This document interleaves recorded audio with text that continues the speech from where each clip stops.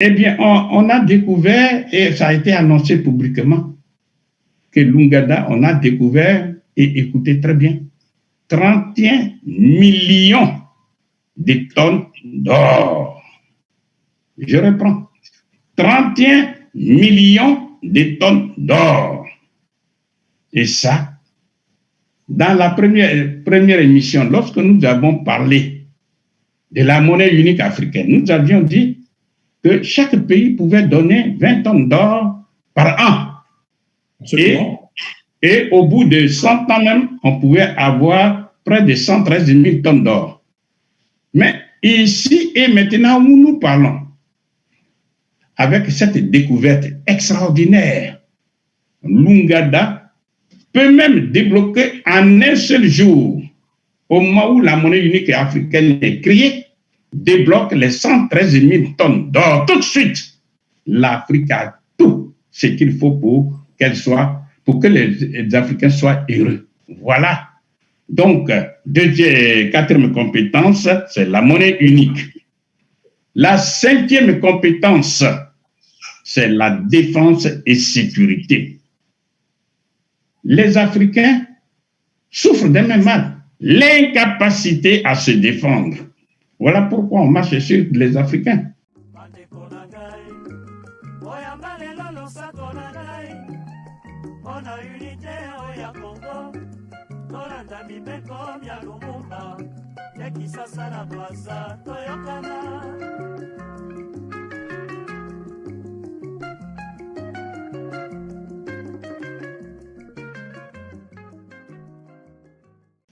Bonjour, chers téléspectateurs, mesdames et messieurs de la Télé-Télair TV. Je suis donc Diogène Seni.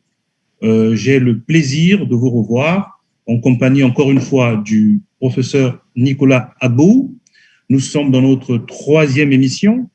Je rappelle que nous sommes sur l'émission Umoja Ninguvu, la solution panafricaniste. Notre émission est une série, en réalité, d'émissions consacrées à la question de la souveraineté monétaire, donc au-delà du franc CFA, même si c'est le franc CFA qui est le point de départ de cette réflexion, mais nous allons au-delà parce que il est question surtout des solutions que nous pouvons apporter à cette souveraineté africaine. Nous avons donc consacré 2 émissions particulièrement sur le thème de la monnaie unique africaine. Le professeur Abou a eu le temps de vous expliquer en long et en large les problématiques liées à cette nouvelle monnaie africaine, unique africaine. Dans une deuxième émission, nous avons consacré cette émission sur la question de l'industrialisation, c'est-à-dire comment articuler la souveraineté monétaire avec l'industrialisation de l'Afrique. Dans cette troisième émission, nous passerons donc à la création de l'État fédéral africain, parce qu'encore une fois, il ne s'agit pas d'avoir la monnaie, il faut définir quels sont les objectifs assignés à cette souveraineté monétaire. Le thème de ce jour nous permet de faire quelques petits rappels. D'abord, je mets ici ce que je n'ai pas fait à la deuxième émission. Je rappelle ici le livre principal du professeur Nicolas Abou, Le franc CFA et l'euro contre l'Afrique. Vous pouvez le trouver sur toutes les plateformes possibles. Un livre qui est devenu historique, puisque ce livre est sorti au moment où la question du franc CFA était relativement taboue. Bien entendu, nous avons eu des précurseurs qui ont précédé le professeur Abou, mais le professeur Abou a apporté une nouvelle touche sur une dimension beaucoup plus opératoire, plus technique, pour comprendre les mécanismes du franc CFA. Le thème de ce jour nous permet aussi de rappeler que sur la question de l'État fédéral, vous avez des références auxquelles vous pouvez faire allusion, auxquelles vous pouvez vous rapporter pour pouvoir approfondir. Ici, il s'agit du livre célèbre de Kwame Nkrumah, L'Afrique doit s'unir. C'est un livre fondamental pour comprendre sur le plan philosophique, sur le plan politique, ce que le professeur va développer de manière assez opératoire, technique.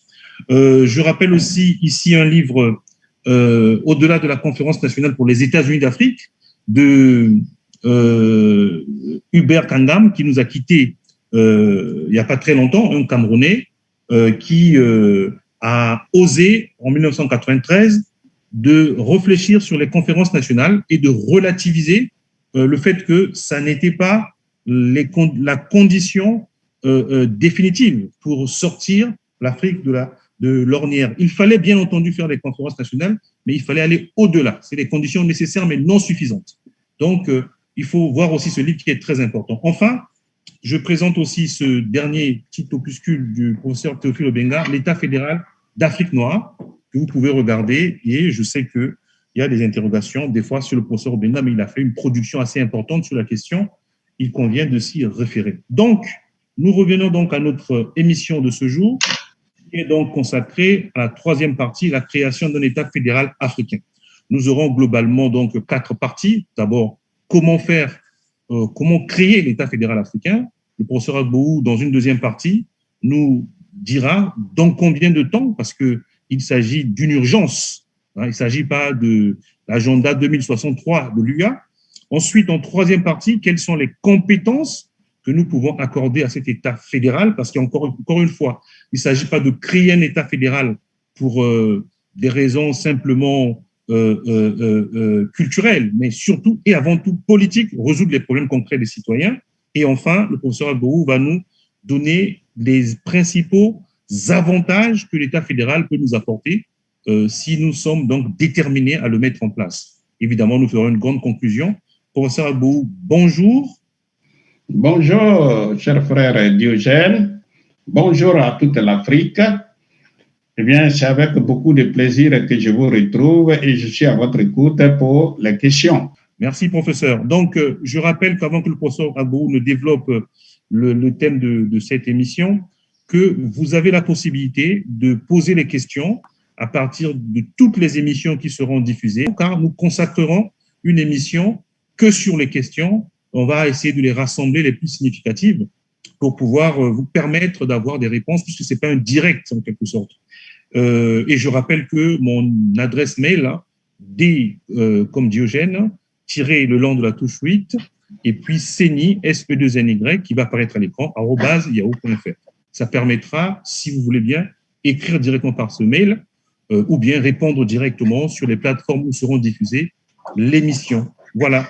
Donc, professeur Agbou, je vous laisse la parole pour commencer à nous présenter globalement ce thème et d'aborder directement la première question, comment faire pour créer l'État fédéral africain. Merci, chers frères et sœurs qui nous écoutent. D'abord, il faut rappeler le constat, faire un constat. Dans la situation actuelle, l'Afrique est extrêmement fragile, c'est-à-dire tous les pays, je dis bien tous les pays d'Afrique sont extrêmement fragiles, y compris le Nigeria, l'Afrique du Sud, le Kenya, etc. Actuellement, quand vous regardez l'actualité, ce sont des pays, et je dis bien tous les pays d'Afrique sont extrêmement fragiles. Ils sont faibles économiquement et militairement. Ils sont esclavagisables à tout moment. C'est-à-dire, je prends un cas comme si l'Angleterre veut recoloniser le Nigeria, le Ghana, etc., puisque les Africains sont incapables de s'unir, eh bien, ils le feront. Si la France prend la décision de recoloniser tout de suite le Cameroun, la Côte d'Ivoire, elle le fera. On a des exemples parlants. La France est partie frapper la Côte d'Ivoire de Gbagbo devant tous les Africains et il n'y a rien. Il n'y a eu aucune réaction digne de ce nom. Eh bien, la Libye de Kadhafi a été démantelée sous nos yeux. Les enfants d'Afrique sont exécutés, sont tués de gauche à droite à travers le monde, notamment au Maghreb et en Occident, pour ne pas dire en Europe. Et ça, c'est l'actualité. Et tous les chefs d'État africains sont dans un silence énigmatique. Tout ça montre jusqu'à quel point les pays d'Afrique sont extrêmement fragiles, pris individuellement, isolement, ils ne peuvent rien faire. Chacun pris de son côté, il ne peut rien faire. Donc, tous ces constats, on peut les énumérer indéfiniment, hein, mais il s'agit, face à ces constats, qu'est-ce qu'il faut faire? Nous disons, il faut tout de suite recourir, après avoir passé justement en revue le problème de la monnaie unique, le problème de l'industrialisation, nous disons il faut s'unir, il faut l'État fédéral africain. En des termes simples, c'est quoi un État fédéral? Un État fédéral, c'est tout simplement un ensemble de pays, d'États, qui ont décidé politiquement de s'unir et, je dirais, de mutualiser leurs efforts, et puis faire certaines choses, certaines compétences en commun. Parce que, comme je viens de le dire, pris isolément, nous ne pouvons rien faire. Nous ne faisons rien d'ailleurs. Bien. Donc, la question est essentielle. Une fois on sait ce que c'est l'État fédéral, au moins, parce qu'il y a plusieurs États, hein. J'ai dit que le milieu est hétérogène, ceux qui nous écoutent, donc nous n'allons pas faire des grandes définitions juridiques compliquées, mais il suffit de regarder autour de nous. Regardez les États-Unis d'Amérique, regardez l'État fédéral suisse, et il y a plusieurs États fédérés qui sont fédérés et qui forment un État, ou bien des États fédéraux. Alors, nous, pour rester très, très, très pratique, c'est de dire comment on peut faire l'État fédéral africain. Bien sûr qu'il y a plusieurs approches. Il y a ce qu'on appelle les gradualistes, qui veulent qu'on forme par des groupes de pays, etc. Tous ces gradualistes, nous savons, ils nous ont mis en retard, ça n'a pas marché. Donc, ici et maintenant, compte tenu de l'urgence, nous disons qu'il faut mettre une ceinture politique autour de ces 54 pays africains, ici et maintenant. Et à partir de là, il y a un être moral qui sort qu'on appelle l'État fédéral africain. Cet État fédéral qui va se superposer aux autres pays qui existent déjà. C'est-à-dire, chaque pays existe tel qu'il est. Il a son pouvoir exécutif, son pouvoir judiciaire, son pouvoir... en tout cas, tout, il reste en place tel qu'ils sont. Seulement, on met autour d'eux une ceinture et ils forment un État fédéral. Bien. Et ceci, comment on peut arriver là? Eh bien, tout simplement, ça peut être par voie référendaire. Avant de mettre la ceinture, on fait par voie référendaire ou par voie parlementaire. C'est-à-dire, on peut utiliser dans chaque pays la voie du référendum. Mais tout ça, ça paraît compliqué. Et trop coûteux même, la voie référendaire.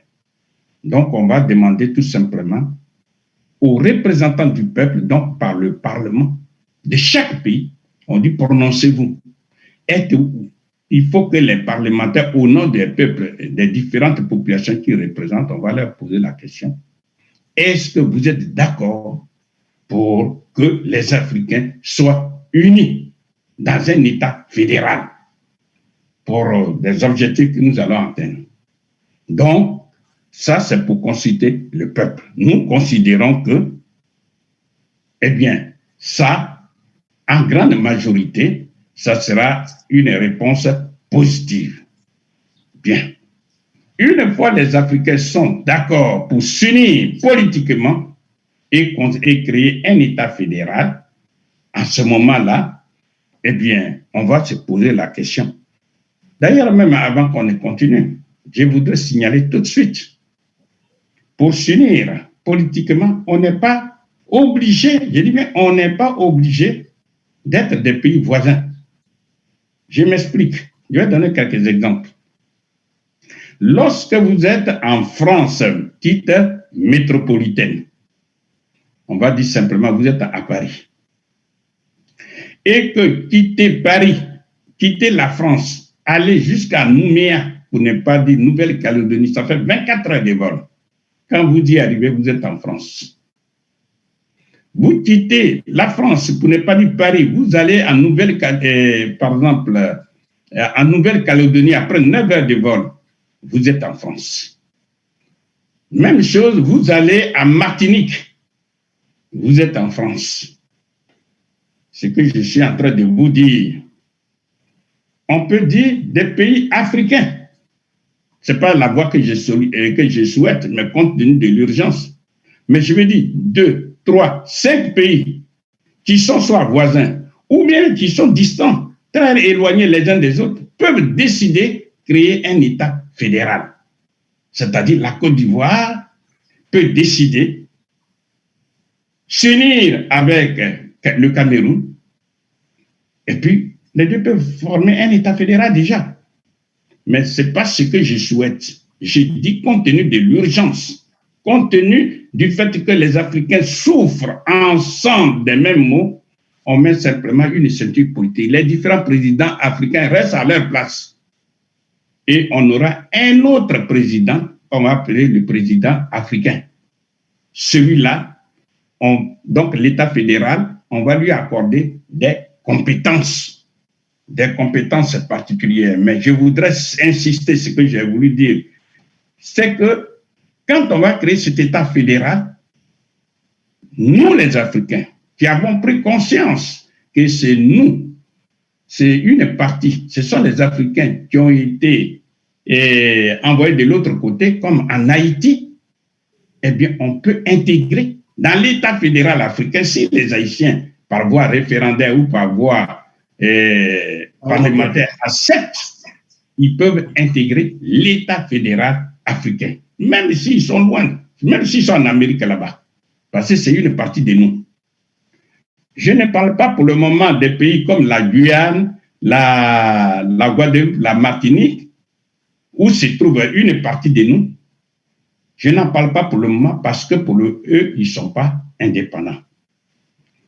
Parce que pour qu'il y ait un État, rappelons-le, il faut 3 éléments. Le premier élément, c'est d'abord la population.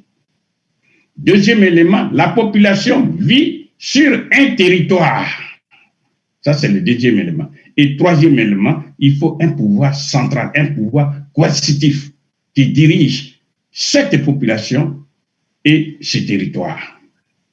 Les États, enfin, les éléments dont je viens de parler, à savoir la Guadeloupe, la Martinique, la Guyane, etc., ne sont pas des États parce que le pouvoir se trouve en France, se trouve à Paris. Par contre, Haïti, eh bien, le pouvoir central se trouve en Haïti.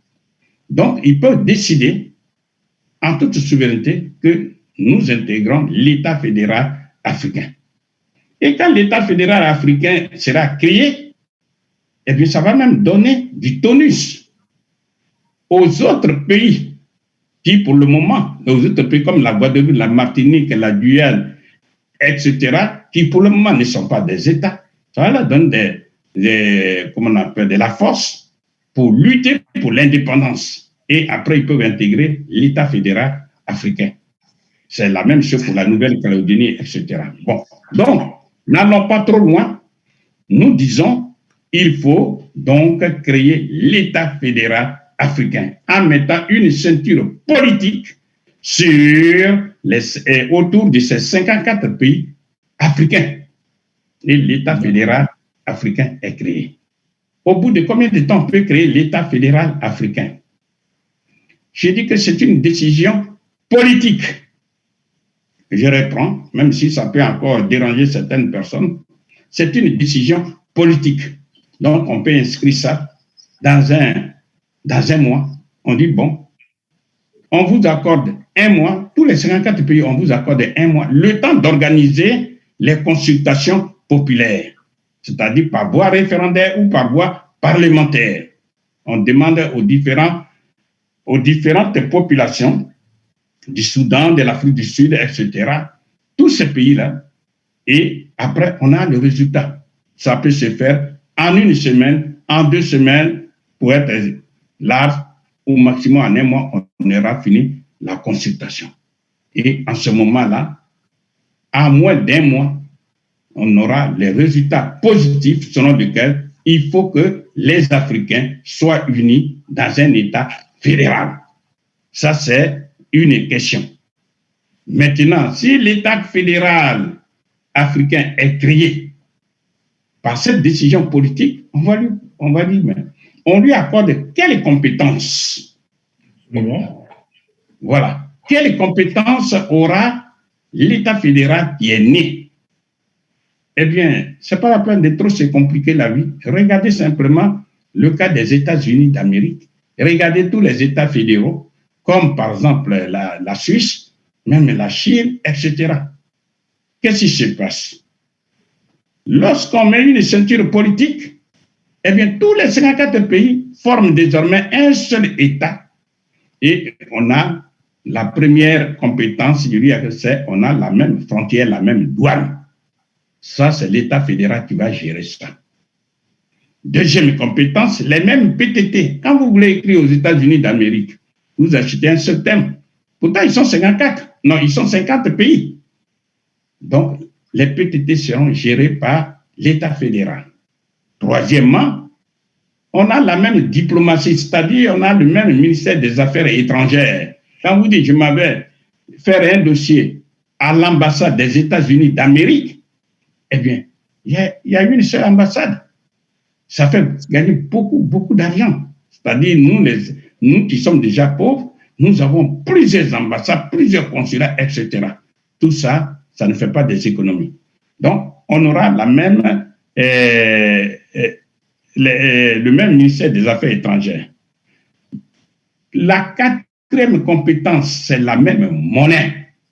On va utiliser la même monnaie.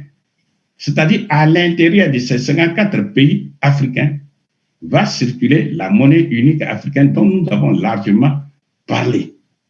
Et je dis, cette monnaie unique africaine, sa création sera accélérée par l'Ouganda. Pourquoi? Parce que pour ceux qui se sont informés, eh bien, on a découvert, et ça a été annoncé publiquement, que l'Ouganda, on a découvert, et écoutez très bien, 31 millions de tonnes d'or. Je reprends. 31 millions de tonnes d'or.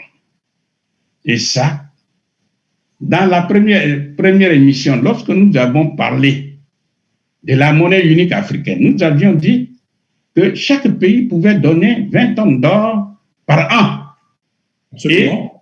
Et au bout de 100 ans même, on pouvait avoir près de 113 000 tonnes d'or. Mais ici et maintenant où nous parlons, avec cette découverte extraordinaire, l'Ouganda peut même débloquer en un seul jour, au moment où la monnaie unique africaine est créée, débloque les 113 000 tonnes d'or tout de suite. Et dit, eh bien, les autres pays, vous me remboursez à dose homéopathique les 20 tonnes ou même 10 tonnes par an jusqu'à peut-être au bout de 100 ans. Mais tout de suite, on aura la monnaie unique africaine qui aura la garantie la plus élevée qu'on puisse trouver sur la Terre. Parce que les États-Unis d'Amérique, ils n'ont que 8200 tonnes d'or. Alors si nous, on crée notre monnaie et que nous disons, notre monnaie est garantie par 113 200 tonnes d'or, pourquoi pas 120 000 tonnes d'or? Mais il n'y a pas de débat comme on dit. Vous comprenez? Donc c'est l'État fédéral africain qui va gérer ça. Nous avons dit en introduction les solutions salvatrices de l'Afrique. L'Afrique a tout ce qu'il faut pour qu'elle soit, pour que les Africains soient heureux. Voilà. Donc, quatrième compétence, c'est la monnaie unique. La cinquième compétence, c'est la défense et sécurité. Les Africains souffrent d'un même mal, l'incapacité à se défendre. Voilà pourquoi on marche sur les Africains. Nous sommes fragiles, nous sommes incapables de nous défendre. Aujourd'hui, grâce à l'État fédéral, eh bien, c'est l'armée fédérale africaine qui va défendre tous les Africains. Donc, ça, c'est la cinquième compétence qu'on va donner à l'État fédéral africain. Parce que j'avais pris cet exemple et je vais le répéter. vous touchez, par exemple, si nos 54 pays africains touchent Rhode Island militairement, eh bien, à moins d'un an, non, à moins d'un mois, tous les 54 pays africains seront rayés de la carte géographique du monde. Par qui? Par l'armée fédérale américaine. Donc, vous comprenez que ça, la défense et sécurité sera accordée, sera assumée par l'État fédéral africain. Ça va sécuriser tous les Africains. Maintenant, la sixième compétence, c'est la surveillance de l'industrialisation des économies africaines par l'État fédéral africain. C'est-à-dire, aujourd'hui, comme nous sommes émiettés, nous sommes chacun dans son coin, n'importe qui s'élève va s'enrichir en Afrique. Par exemple, je viens de parler des 31 millions de tonnes d'or qu'on a découvert en Ouganda, mais c'est une entreprise chinoise qui est en train de l'exploiter. Alors que si on a l'État fédéral africain, eh bien, toutes les richesses qui sont en Afrique, on ne pourra plus les exporter sous forme de matière brute, mais ça sera transformé sur le plan local. Un pays comme le Cameroun, on a découvert plus de 500 matières premières différentes. Mais comme il n'y a pas une soupape de sécurité, c'est-à-dire l'État fédéral n'existant pas, eh bien, le Cameroun est livré à lui-même, est en train de donner ça à vil prix à des entrepreneurs étrangers et on exporte les matières premières. Or, nous avons démontré que exporter les matières premières, c'est s'appauvrir.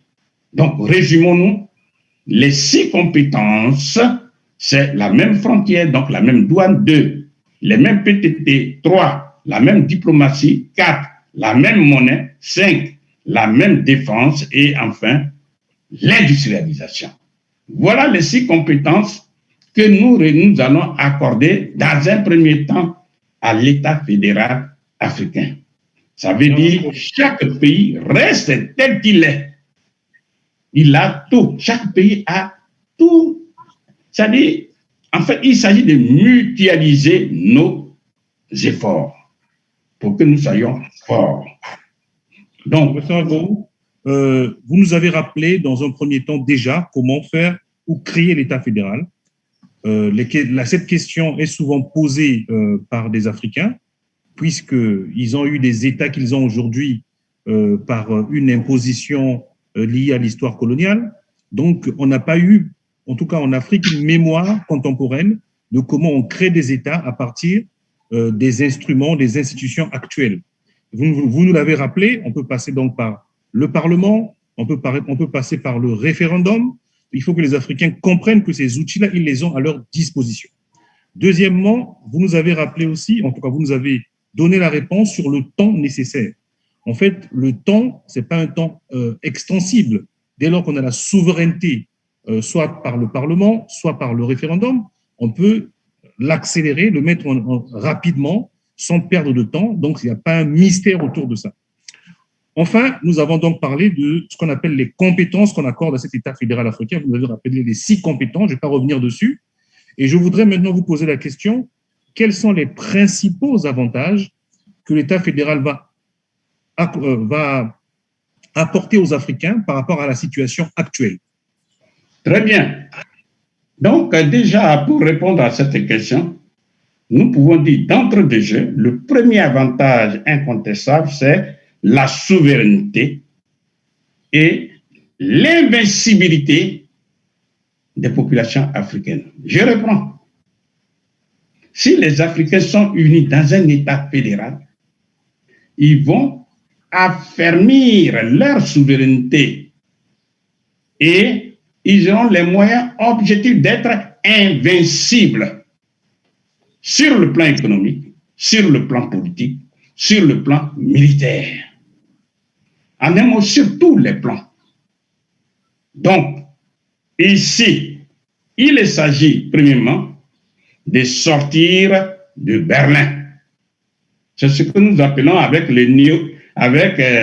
un néologisme la déberlinisation de l'Afrique.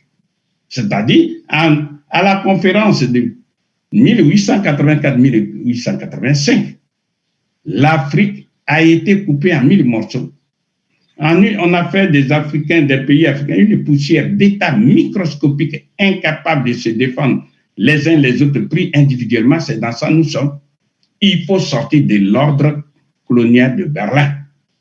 Donc, l'État fédéral a l'avantage de faire sortir les Africains de Berlin. Ça, c'est le premier avantage. Deuxième, disons, ce sont les subdivisions. Quand je vous ai dit, on aura les moyens objectifs de la souveraineté réelle des Africains et les Africains auront les moyens objectifs de leur invincibilité sur tous les plans. C'est ce que je suis en train de développer.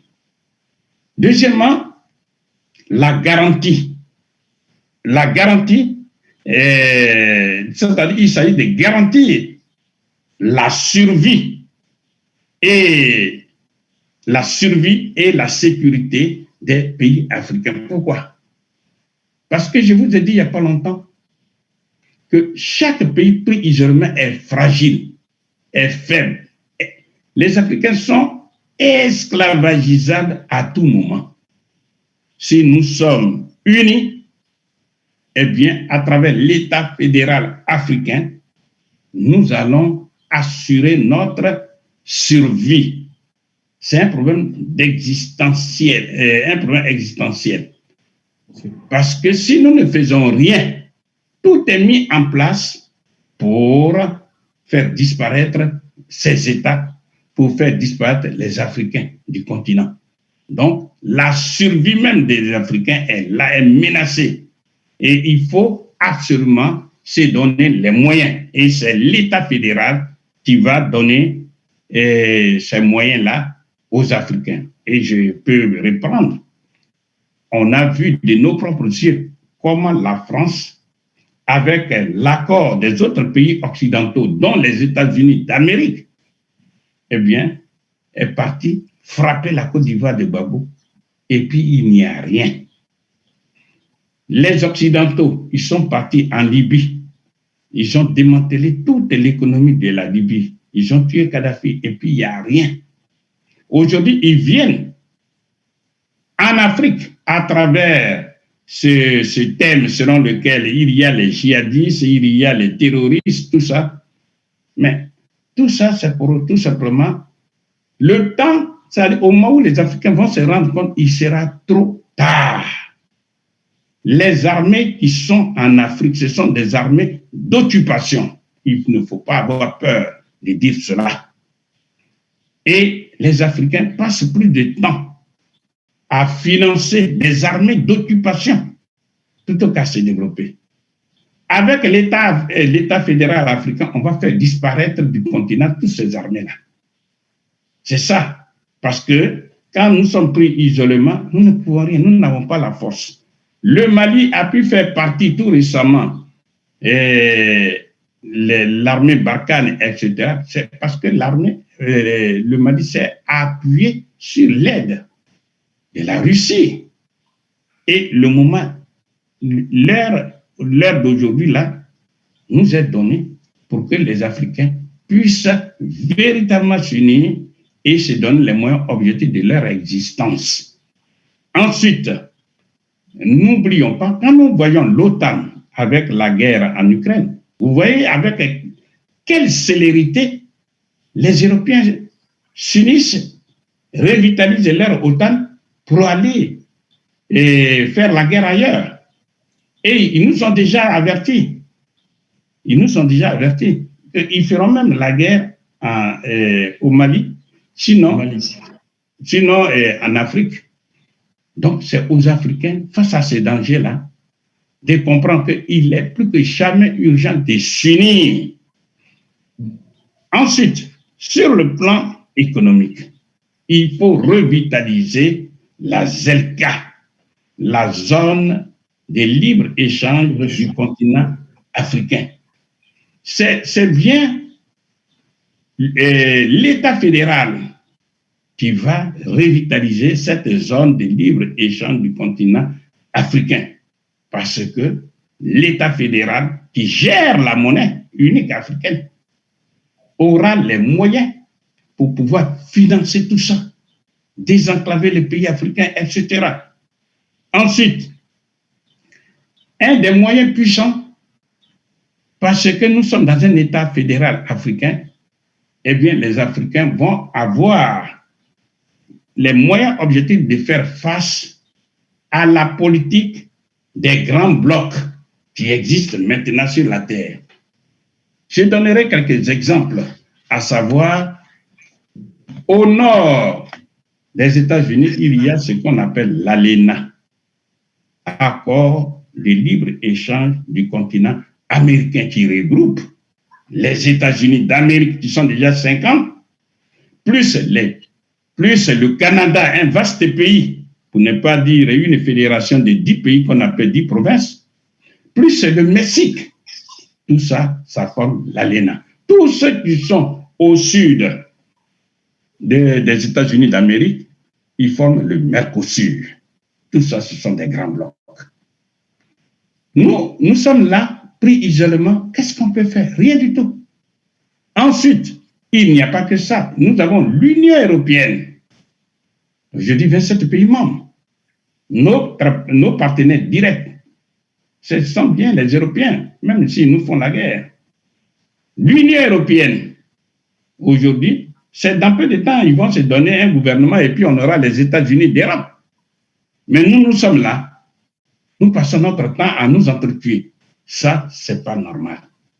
Donc, il faut se donner les moyens objectifs, comme je l'ai dit, de faire face à ces grands blocs. Et un troisième bloc que je voudrais signaler, nous prenons le cas de ce qu'on appelle le partenariat régional économique global, qui regroupe qui? C'est-à-dire la Chine, la grande Chine. Ensuite, le Japon. Ensuite, la Corée du Sud, l'Australie, la Nouvelle-Zélande, ça fait déjà 5, auxquels qui s'ajoutent les 10 pays de l'ASEAN. Les 10 pays de l'ASEAN, c'est-à-dire Association des États de l'Asie du Sud-Est. Ceux-là, tous ces 15 pays, à eux seuls, ils forment une puissance économique. Puissance économique. Ils font plus de 30% des richesses créées dans le monde. Quand ces gens-là sont puissants et qu'ils s'unissent, pourquoi nous, les Africains, nous sommes là, chacun se plaît dans son petit coin? C'est pas normal. Donc, les 10 pays, je ne sais pas si ça vaut la peine de les citer, le Singapour, la Malaisie, les Philippines, le Vietnam, la Birmanie, le Cambodge, le Laos et Brunei. Tout ça, ils forment l'ASEAN. Et ce sont ces 10 pays-là qui s'unissent à la Grande Chine, etc. Donc, aujourd'hui, là, ils forment ce partenariat régional économique global qui est le plus puissant du monde aujourd'hui. Face à ces grands blocs, pourquoi nous pouvons nous complaire dans la petitesse? On ne va nulle part. Ce sont là les réalités objectives du terrain. Donc, l'Africain doit arrêter de voir que son ennemi, c'est l'Africain. Voilà. Il y a des réalités objectives qui sont là. Et un cinquième avantage, c'est accélérer l'industrialisation et le développement global des Africains à travers l'État fédéral africain, puisque nous avons reconnu, nous donnons une compétence, une des compétences, des 6 compétences, que l'État fédéral a la compétence de surveiller l'industrialisation, c'est-à-dire la transformation en Afrique de toutes les matières premières agricoles, minières, minérales et énergétiques en des produits finis qui génèrent de la richesse qu'on appelle les valeurs ajoutées. Merci. Nous allons donner quelques exemples. Quand on prend les États-Unis d'Amérique, ils sont 50. Regardez leur niveau de développement. Et sur le même continent, ceux qui ne sont pas intégrés dans les USA, du Salvador, etc. Vous voyez comment ils sont pauvres. C'est l'union qui fait la force. Ce n'est pas un simple proverbe. L'union fait la force. Donc, il s'agit de faire ensemble, de nous unir, et avec ça, nous allons faire une meilleure utilisation, ça c'est un des avantages, une meilleure utilisation des ressources naturelles qui sont chez nous, et surtout une meilleure utilisation de l'arme démographique. Parce que l'arme démographique, celui qui transforme tout, c'est l'être humain. D'ici 2050, on sera 2 milliards. Si on ne se donne pas les moyens objectifs pour encadrer les 2 milliards de personnes, mais ça sera n'importe quoi. Les Africains, c'est-à-dire, déjà ça a commencé ailleurs. Hein. Vous voyez bien que au fur et à mesure que la misère s'accroît, eh bien, le gouvernement qui est là n'aura plus la paix. Vous voyez? Donc, ce que nous sommes en train de dire, il est urgent, plus que jamais urgent, que les Africains, les pays africains s'unissent pour faire ce que nous venons de dire, c'est-à-dire les 6 compétences, et plus particulièrement, il y a la monnaie unique, il y a l'industrialisation, il y a surtout la défense. Parce que depuis des siècles, l'Afrique a été renversée. Depuis plus de 6 siècles, nous sommes là. Pourquoi? Parce que nous sommes incapables de nous défendre. Donc, à tout moment, nous sommes esclavagisables. Et je prends le cas de la Russie. L'URSS a été démantelée en 1991 par les pays occidentaux. Eh bien, l'URSS et la Russie fédérale est rentrée dans le silence pendant 3 décennies, c'est-à-dire pendant 30 ans. Et elle est ressortie avec une réorganisation incontestable de l'économie, mais surtout une puissance militaire qui fait qu'aujourd'hui, tous les pays occidentaux réunis vont contre la Russie, mais ils n'y peuvent rien. La Russie a démontré sa force dans la guerre de la Syrie. Est-ce que vous attendez parler maintenant de la Syrie? Non. C'est fini. La Russie est intervenue là-bas. Eh bien, la Russie a mis hors d'état de nuire les pays occidentaux. Aujourd'hui, il est temps, mais c'est une occasion unique, je dis bien unique en son genre, pour que les Africains s'unissent et puissent se donner les moyens de défense, c'est-à-dire asseoir une armée continentale puissante en Afrique. Le Nord-Coréen, le jeune Nord-Coréen, il est même prêt à descendre en Afrique pour montrer comment on fait la bombe nucléaire. Hein.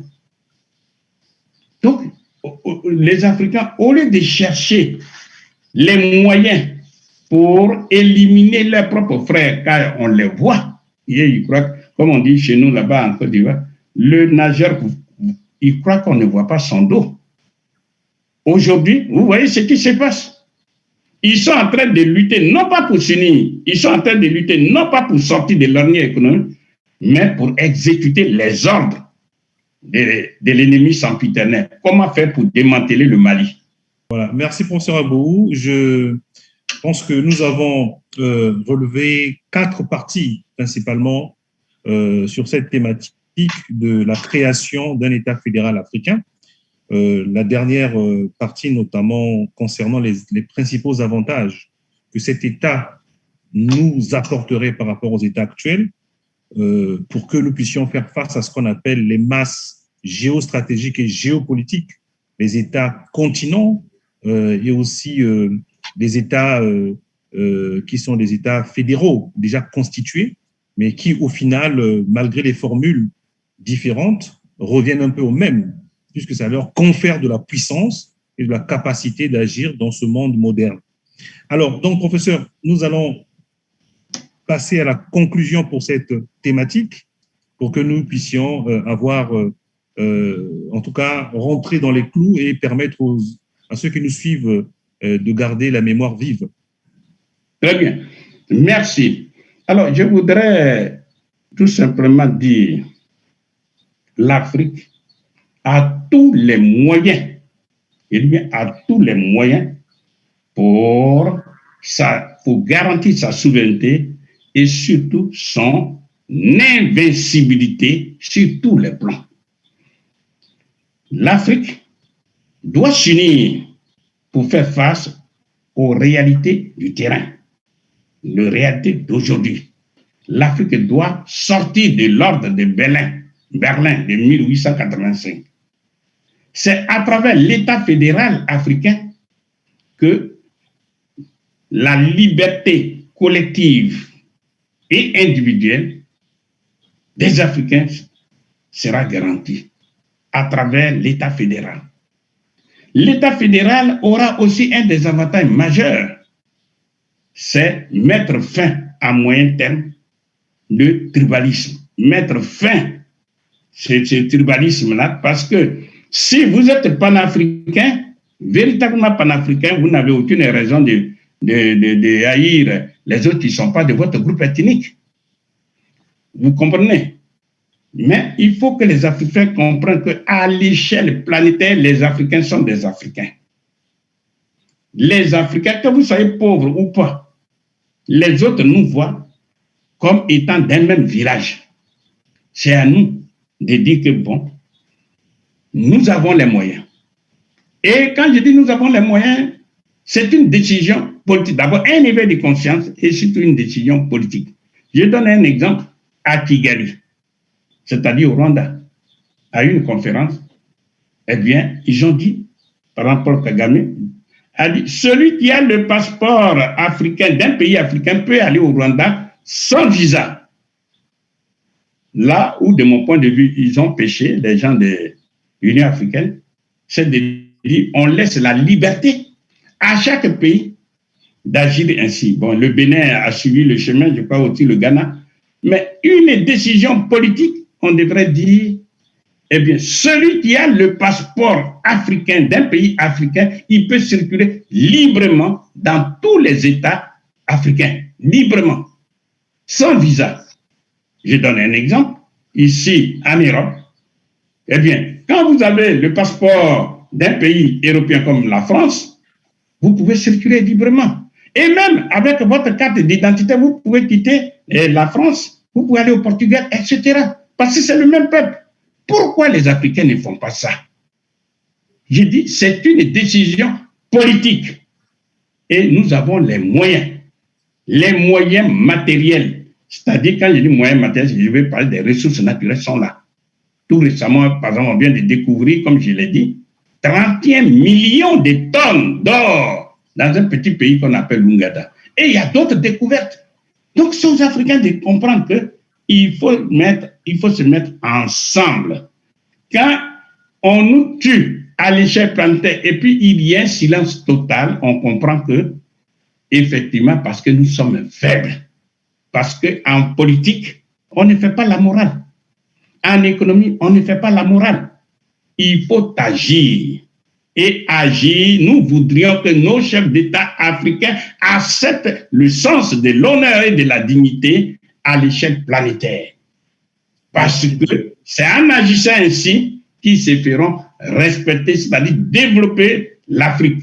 Et comment développer l'Afrique? On peut commencer tout de suite au Mali, avec ceux qui ont créé ce qu'on appelle le RDA, le Rassemblement démocratique africain originel, qui regroupait des pays comme le Maroc, la Guinée, Conakry et tout le reste. Eux, ils étaient pour le fédéralisme. C'est le groupe de Casablanca.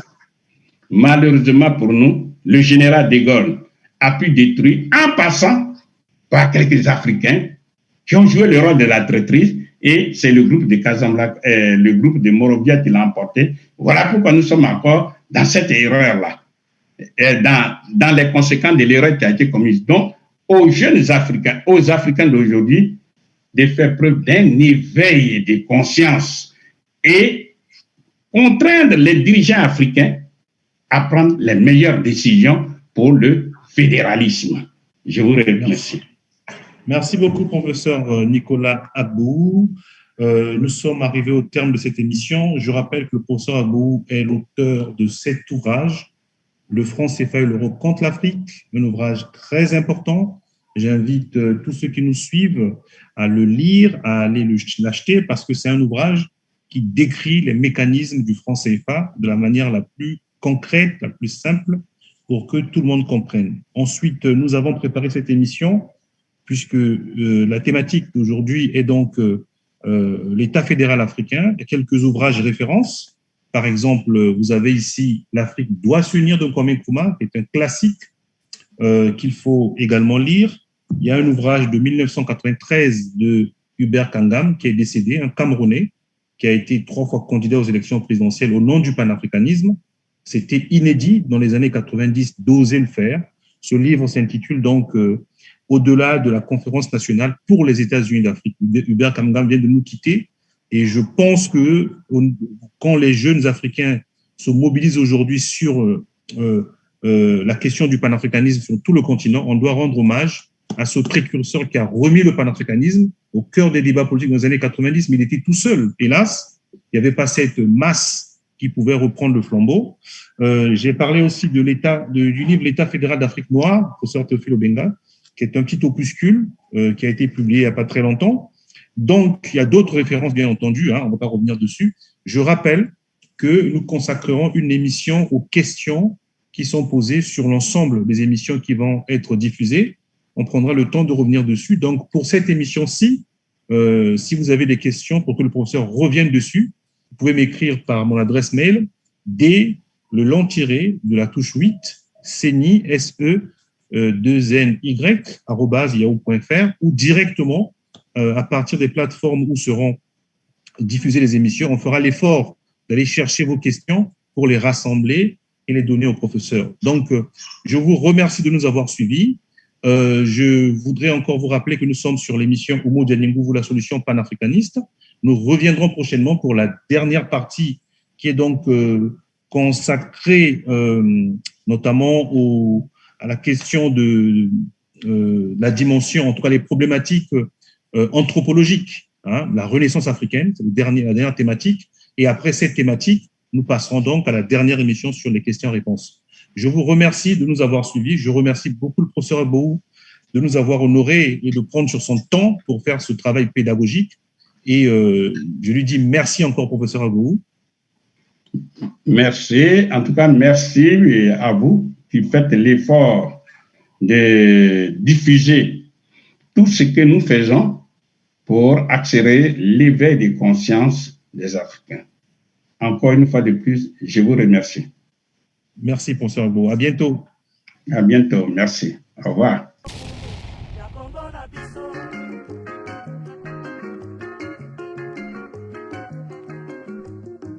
Konga na biso ebonga boye ezala konga